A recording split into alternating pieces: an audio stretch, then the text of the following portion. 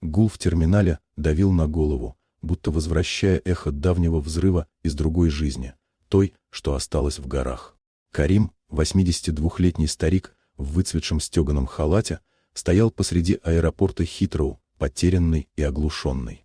Он прилетел в Лондон из горной деревни у подножия Гиндукуша, чтобы впервые за 15 лет увидеть сына. Мир вокруг превратился в размазанное пятно. Слова людей тонули в шуме, старые уши, контуженные войной, плохо слушались. Карим сжимал единственную кожаную сумку. В ней были рубаха, лепешка и старая фотография, завернутая в платок. Документы. Резкий голос пограничника прозвучал совсем рядом. Карим вздрогнул, не сразу поняв сказанное. «Что вы сказали, сынок? Паспорт давай». «Цель визита?» Люди в очереди начали оборачиваться. Карим дрожащими пальцами протянул документ. К сыну его зовут Амир. «Адрес? Приглашение?» За спиной офицера появились двое охранников. Тяжелые шаги ударили по полу, и этот звук прорезал гул. Карим вспомнил такие же сапоги на камнях у штабной палатки много лет назад. «Я плохо слышу», — прошептал он. «Пойдешь с нами?» — холодно сказал охранник и схватил его за руку.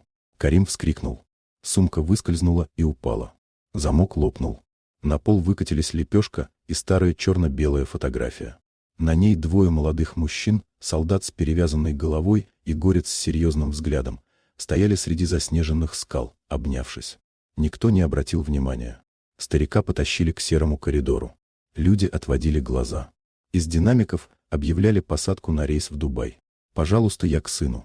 И вдруг раздался другой голос. «Стоять!» Толпа расступилась.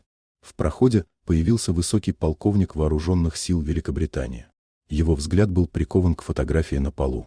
Он медленно подошел, опустился на колено и поднял снимок.